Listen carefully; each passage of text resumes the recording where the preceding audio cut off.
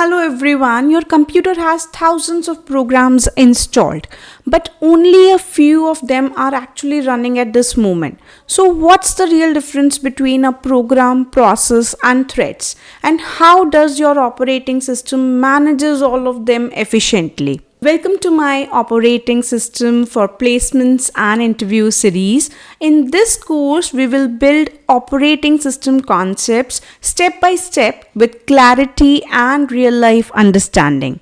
So let's start with what is operating system. An operating system is a system software that acts as an interface between the user and the computer hardware. So guys, the user gives command in the high level language and the operating system translates them so that the hardware can execute those commands. Without an OS, the user needs to write the machine level instructions to actually use the hardware.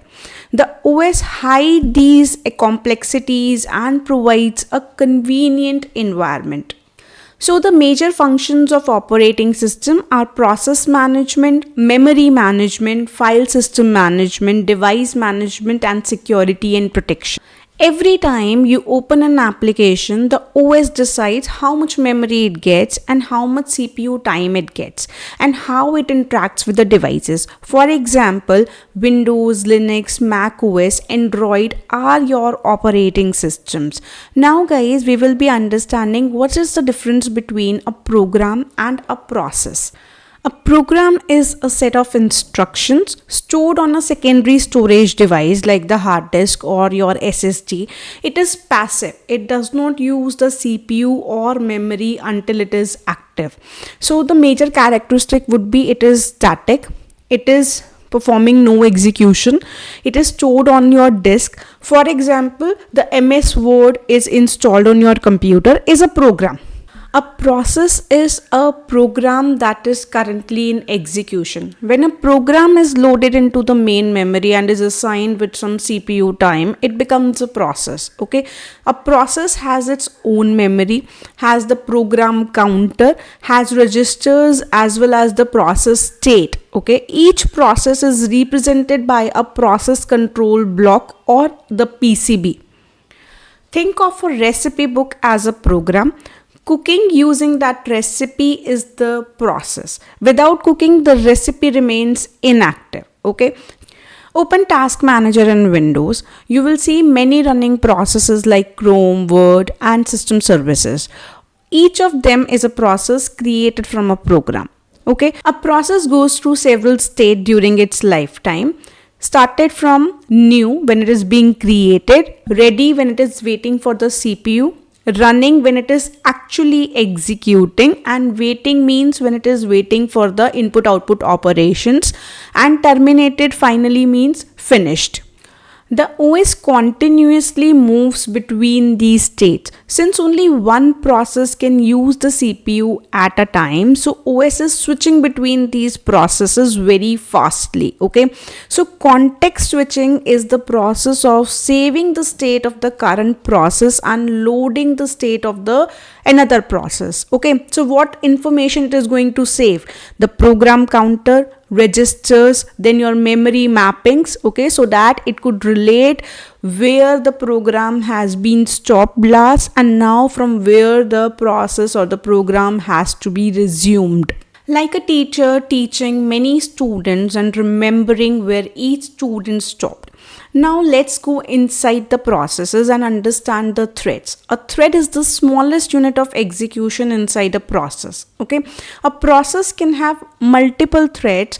Threads share the memory and the resources, but each thread will be having their own stacks and registers. Threads are also called as the lightweight processes. Imagine a restaurant as a process. Each chef working inside the restaurant is a thread. They share the same kitchen and the ingredients but work independently. So guys, a quick recap of program versus processes versus threads. Programs are passive while your processes and threads are active. Programs are stored on the disk and the processes are having their own memory while your threads are using the shared memory.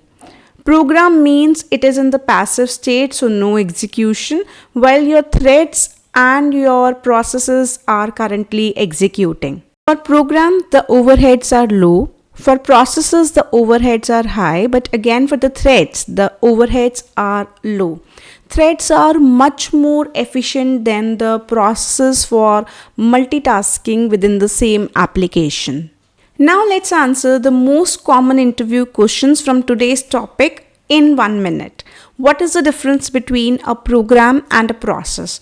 A program is a passive set of instructions stored on a disk, and a process is an active instance of a program in execution with its own memory, process state, and resources. The second question is, can two processes be created from the same program? The answer is yes.